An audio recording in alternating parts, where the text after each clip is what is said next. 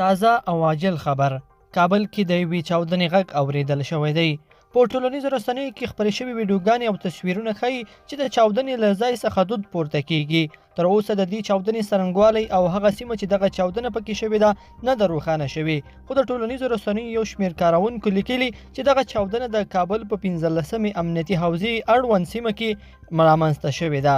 د امریکا ولسمشر جو بایډن خبرداری ورکړی و چې پر کابل هوایي ډګر د بل احتمالي برید ګواښ موجود دی او ښایي پر دغه هوایي ډګر بل برید هم وشي. بلخوا د فرانسې ولسمشر ایمانویل ماکرون وایي فرانسه به له برطانیه سره په ګډه د ملګرو ملتونو په بیړنۍ ناسته کې په کابل کې د یوې امن سیمې غوښتونکي شي، تر څو په خبره یې له افغانستان څخه هغو وګړو ته مرستې ورسوي چې اړتیا ورته لري. نوموړی زیاتوي له یادې سیمې څخه به د هغو کسانو د ویستلو لپاره هم کار اخیستل کیږي چې په افغانستان کې خپل ژوند په خطر کې اچولی دی. بلخوا د ملي امنیت پخوانی رئیس رحمت الله نبیل ویلی دی د کابل له سقوط 4 ورځې مخکې د درملنې په موخه آلمان ته تللی و او اوس د سیمې په یو هیواد کې دی.